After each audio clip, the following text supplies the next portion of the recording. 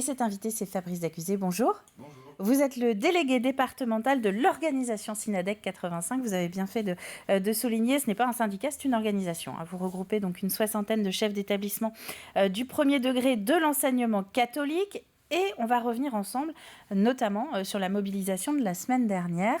C'est rare de voir secteur public, secteur privé marcher côte à côte. Et jeudi, ça a été le cas. On vous a retrouvé dans la rue.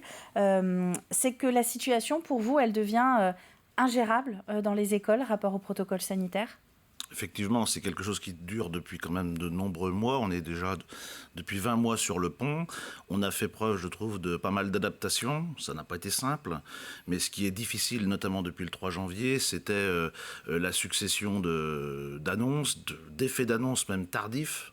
La dernière annonce datait du 2 janvier, la veille de la reprise, avec effectivement une épidémie qui était quand même galopante dans les établissements, avec davantage d'enfants positifs. Et du coup, ça obligeait les familles à automatiquement ne pas mettre leur enfant à l'école, à courir vers les laboratoires, vers les pharmacies. Ça a été assez catastrophique en termes de suivi par rapport à ça. Ça nous oblige, nous, à retrouver après les documents que les familles nous apportent. Un certain nombre d'attestations comme quoi leur enfant est négatif peut revenir à l'école.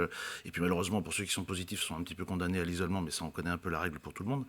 Et puis, ce qui a aussi, je trouve, moi, de notre côté, mis le feu aux poudres, c'est le fait que le Premier ministre est venu sur le plateau de France 2 lundi dernier, où aujourd'hui encore, je ne comprends pas cette intervention de quelques minutes pour dire que le protocole avait été encore une nouvelle fois ajusté, où on nous a dit que maintenant il n'y avait plus besoin d'aller dans les laboratoires, que des autotests suffisaient. Encore fallait-il en avoir. Et puis cette mise en place d'autotests, finalement, elle n'est que de vendredi dernier. Donc une annonce lundi pour une prise d'effet vendredi, avec dans l'intermédiaire un certain nombre de familles complètement décontenancées, indiquant qu'elles avaient pratiqué des autotests sur leur enfant. Alors les chefs d'établissement un peu gênés, pour certains, acceptent que leur enfant vienne à l'école. Puis dans d'autres disent non, le protocole n'est pas sorti, et ce n'est qu'une annonce, et attendons la publication officielle. Donc vous voyez beaucoup d'approximations et qui rendent la tâche des chefs d'établissement clairement difficile. Ça fait plusieurs mois qu'on entend régulièrement les enseignants dire on apprend en même temps que tout le monde, à la télévision ou dans les journaux, ce qui doit se faire dans nos établissements le lendemain. Ça se passe réellement comme ça au quotidien ? Oui, absolument. Il y a 2 semaines, donc on était à la veille de la reprise, là, le 2 janvier, il fallait être abonné au journal du dimanche, si je me souviens bien, pour lire l'évolution du protocole sanitaire du ministre Véran. Et puis l'après-midi, il aurait fallu être abonné au Parisien, parce que de mémoire, c'est dans le Parisien que le ministre Blanquer a annoncé l'évolution du protocole pour les écoles. Donc on apprend ça comme ça. Et la communication du ministère, de mémoire, je pense qu'elle a été distribuée aux chefs d'établissement à 18h43 le dimanche soir. Concrètement, aujourd'hui, 17 janvier, on en est où ? Vous êtes donc représentant du premier degré, je disais, donc c'est école maternelle, école élémentaire. Qu'est-ce qu'on doit faire ? Qu'est-ce qu'on peut faire quand à la fois on est enseignant et quand on est parent ? Où on en est aujourd'hui ? Alors, tout le monde vit, je dirais, au quotidien avec une épée de Damoclès sur la tête. Parce que, pas plus tard que ce week-end, moi j'ai eu des collègues également qui ont ça. On ne peut pas relâcher le suivi.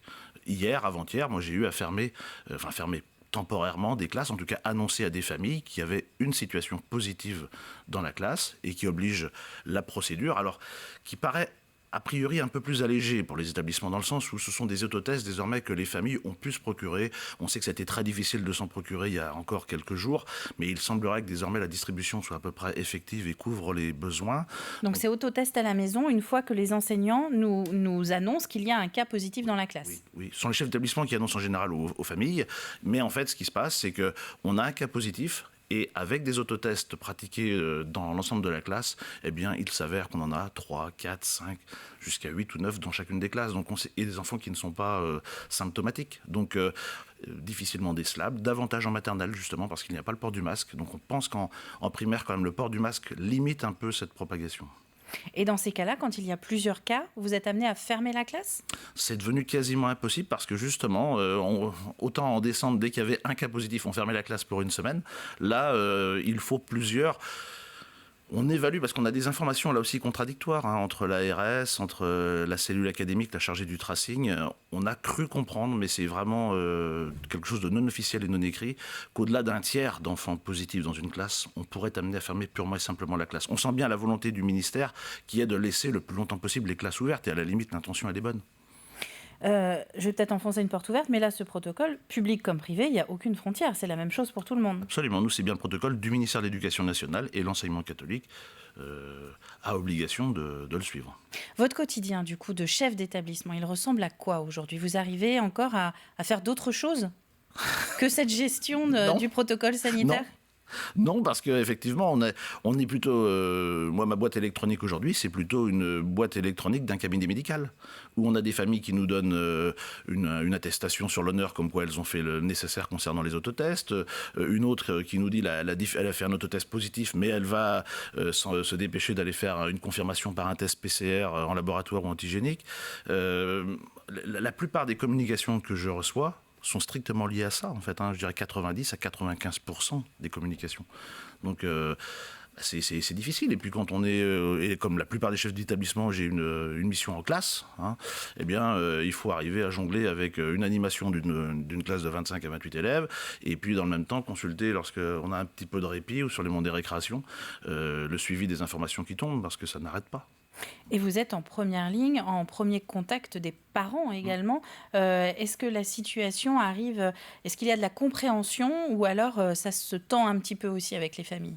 Non, enfin pour ce qui me concerne et puis pour ce qui concerne les chefs d'établissement que j'ai pu côtoyer, on a un gros soutien des familles, par contre, une grande compréhension et beaucoup de gens qui nous donnent leurs encouragements parce qu'ils ont bien conscience qu'on est aussi exposés et que eux, ça les met dans l'embarras le matin de savoir qu'on ne pourra pas accueillir leur enfant parce qu'il y a une situation d'enfant positif, mais ils ont bien conscience que tout se démultiplie pour nous et moi je sais que 7 jours sur 7, je consulte plusieurs fois dans la journée ma boîte électronique parce que je veux faciliter et favoriser le suivi pour les familles, de ne pas les pénaliser le lundi matin avant d'aller au travail.